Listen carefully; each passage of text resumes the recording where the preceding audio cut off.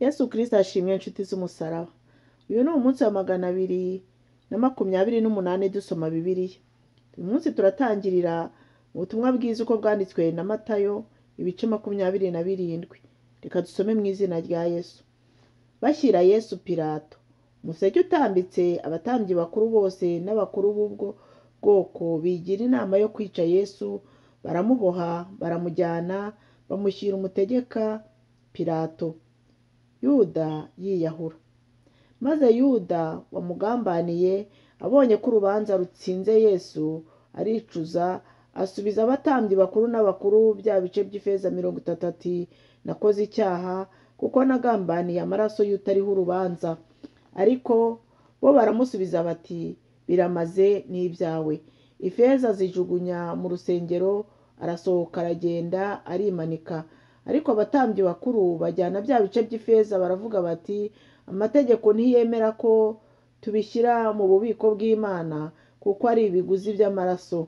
Bajya inama bazigura isambu y'umubumbyi ngo ijye ihambwamo abashyitsi.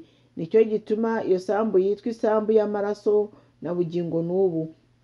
Nibwo ibyavuzwe n'umuhanuzi Yeremiya byasohoye ngo bajyanye ibice by'ifeza 30 aricyo giciro cy'uwo baciriye, uwo bamwe mu Bisiraheli baciriye, babigura isambu y'umubumbyi nk'uko Uwiteka yanyeretse. Pilato acira Yesu urubanza. Ubwo Yesu yari ahagaze imbere y'umutegeka. Umutegeka aramubaza ati, ni wowe mwami w'Abayuda? Yesu aramusubiza ati, wakabimenye. Abatambyi bakuru n'abakuru baramurega, ariko ntiyagira icyo yireguza na hato. Maze Pilato aramubaza ati, ntiwumvise ko bagushinje byinshi? Ariko ntiyamusubiza ijambo na rimwe, bituma umutegeka yumirwa cyane. Muri iyo minsi mikuru, uko umwaka utashye, umutegeka yagiraga akamenyero ko kubohorera abantu imbohe imwe iyo bashakaga. Icyo gihe bari bafite imbohe y'ikimenyanywa bose yitwaga Baraba. Nuko bateranye, Pilato arababaza ati, uwo mushaka ko mbabohorera ninde? Ni Baraba cyangwa ni Yesu witwa Kristo? Kuko yamenye yuko ishyari ari ryo rimubatangishije.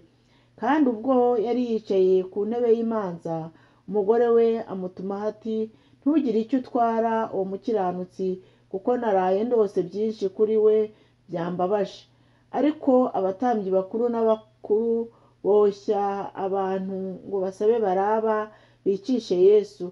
Nuko umutegeka yongera kubabaza ati, muri aba bombi uwo mushaka ninde nkamubabohorera? Bati, ni Baraba. Pilato arabasubiza ati, Yesu witwa Kristo ndamugira nte? Bose bati, nabambwe. Nawe arababaza ati, kuki? Yakoze icyaha ki?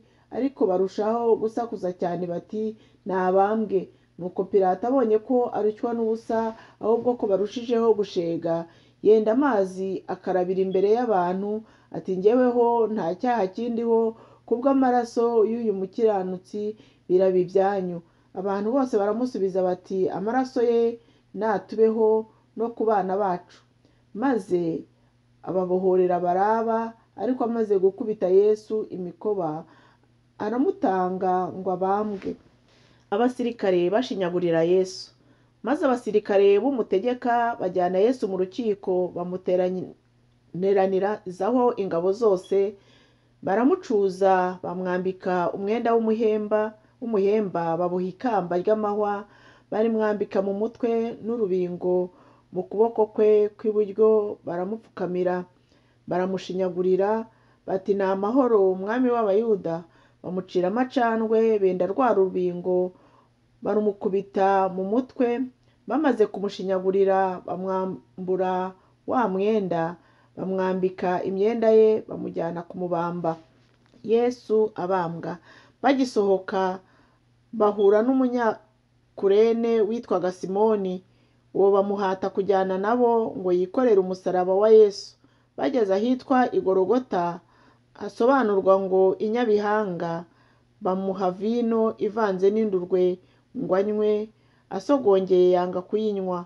Bamaze kumubamba bagabana imyenda ye barayifindira, bicaraho baramurinda, bashyira hejuru y'umutwe we ibirego bamureze byanditswe ngo uyu ni Yesu umwami w'Abayuda. Maze abambuzi babiri babambana nawe, umwe iburyo bwe undi ibumoso. Abahisi baramutuka bamuzunguriza imitwe, baravuga bati, wowe usenya urusengero ukarwubaka mu minsi 3 ikize, niba uri umwana w'Imana manuka uve ku musaraba. Abatambyi bakuru n'abanditsi n'abakuru nabo bashinyagura batyo bati, yakijije abandi ntabasha kwikiza, ko ari umwami w'Abisiraheli namanuke ave ku musaraba nonaha natwe turamwemera. Yiringiye Imana ngaho nimukize nonaha niba imukunda, kuko yavuze ati ndi umwana w'Imana. N'abambuzi babambanywe nawe nabo bamutuka batyo. Urupfu rwa Yesu. Uhereye ku isaha ya 6 haba ubwira kabiri mu gihugu cyose kugeza ku isaha ya 9. Maze ku isaha ya 9 Yesu avuga ijwi rirenga ati, Eli Eli lama sapakitani, bisobanurwa ngo Mana yanjye ni iki kikundekesheje. Ariko bamwe mu bari bahagaze aho babyumvise baravuga bati, umva wa mugabo arahamagara Eliya. Uwo mwanya umwe muri bo arirukanka yenda sipongo ayuzuza inzoga isharira, ayishyira ku rubingo arayimushomesha. Ariko abandi bati, uretse turebe ko Eliya aza kumukiza. Ariko Yesu yongera kuvuga ijwi rirenga aratanga. Ibitangaza byabaye Yesu amaze gutanga.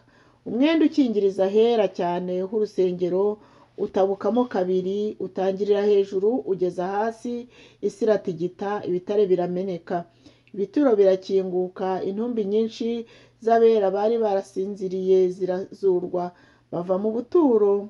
Maze amaze kuzuka binjira mu murwa wera, babonekera benshi. Umutware utwara umutwe w'abasirikare n'abari kumwe nawe barinda Yesu babonye igishyitsi n'ibibaye baratinya cyane bati, ni ukuri uyu yari umwana w'Imana. Hariho n'abagore benshi bari bahagaze kure bareba, nibo bakurikiye Yesu ava i Galilaya baramukorera. Muri bo harimo Mariya Magadalena na Mariya nyina wa Yakobo na Yosefu na nyina wa bene Zebedayo. Yosefu ahamba Yesu. Nuko nimugoroba haza umuntu w'umutunzi wo muri Arimataya witwaga Yosefu, kandi ni nawe yari umwigishwa wa Yesu. Uwo ajya kwa Pilato asaba intumbi ya Yesu, maze Pilato ategeka ko bayimuha. Yosefu ajyana intumbi, ayizingira mu mwenda w'igitare wera, ayishyira mu mva ye nshya, iyo bakorogoshoye mu rutare, abirinduriraho igitare ku munwa w'imva, aragenda. Mariya Magadalena na Mariya wundi bari bahari bicaye berekeye imva, barinda imva ya Yesu. Nuko bukeye bwaho ari wo munsi wakurikiraga wo kwitegura, abatambyi bakuru n'abafarisayo bateranira kwa Pilato, baramubwira bati, mutware, twibutse yuko nta mubeshyi akiri muzima yagize ngo iminsi 3 nishira azazuka. Baramubwira bati, mutware, twibutse yuko wa mubeshyi akiri muzima yagize ngo iminsi 3 nishira azazuka. Nuko tegeka barinde igituro cyane bazageze ku munsi wa 3, kugira ngo abigishwa be bataza kumwiba bakabwira abantu ngo arazutse, maze kuyoba kwa nyuma kukaruta kwa mbere. Pilato arababwira ati, ngaba abarinzi nimugende murindishe uko mubizi. Nabo baragenda barindisha igituro, bahoma ubushishi ku gitare kugira ngo bagiteranye n'umunwa w'igituro, babushyiraho ikimenyetso abarinzi bahari. Kuzuka kwa Yesu. Ibice 28. Nuko umunsi w'isabato ushize, ku wa mbere w'iminsi 7, umuseke wenda gutambika, Mariya Magadalena na Mariya wundi bajya kureba cya gituro. Habaho igishyitsi cyinshi, kuko marayika w'umwami Imana yari amanutse avuye mu ijuru, abindindura igitare akicaraho. Ishusho ye yasaga n'umurabyo, n'imyenda ye yeraga nk'urubura. Ba barinzi bamubonye bagira ubwoba, bahinda imishyitsi, basa n'abapfuye. ariko marayika abwira abagore ati mwebweho mwitinya, kuko nzi yuko mushaka Yesu wabambwe. Ntari hano, kuko yazutse nk'uko yavuze. Nimuze murebe aho umwami yari aryamye. Nimugende vuba mubwire abigishwa be yuko yazutse, kandi azababanziriza kujya i Galilaya. Iyo niho muzamubonera, dore ndabibabwiye. Bava mu gituro vuba bafite ubwoba n'ibinezaneza byinshi, birukanka bajya kubibwira abigishwa be. Maze Yesu ahura nabo, arababwira ati ni amahoro. Baramwegera, bamufata ku birenge, baramupfukamira. Maze Yesu arababwira ati mwitinya, nimugende mubwire bene data bajye i Galilaya, niho bazambonera. Bakigenda, bamwe muri ba barinzi bajya mu murwa, babwira abatambyi bakuru ibyabaye byose. Bateranira hamwe n'abakuru bajya inama, bagurira abasirikare ifeza nyinshi, bati mujya muvuga muti abigishwa be baje nijoro dusinziriye baramwiba. Umutegeka naramuka abyumvise, tuzamwemeza, namwe tuzabakiza amakuba. Nuko baherako bijyanira ifeza, babigenza uko bohejwe. Iryo jambo ryamamara mu Bayuda na bugingo n'ubu. Yesu atuma abigishwa be mu mahanga yose. Nuko abigishwa 11 bajya i Galilaya ku musozi Yesu yabategetse. Bamubonye baramupfukamira, ariko bamwe barashidikanya. Nuko Yesu arabegera, avugana nabo ati nahawe ubutware bwose mu ijuru no mu isi. Nuko mugende muhindure abantu bo mu mahanga yose abigishwa, mubabatiza mu izina rya Data wa twese n'Umwana n'Umwuka wera, mubigisha kwitondera ibyo nababwiye byose, kandi dore ndi kumwe namwe iminsi yose kugeza imperuka y'isi. Imana yo mu ijuru ibaho umugisha. Dushoje ubutumwa bwiza uko bwanditswe na Matayo. Tuzakomeza ejo dusoma ubutumwa bwiza uko bwanditswe na Mariko. Mugire umunsi mwiza.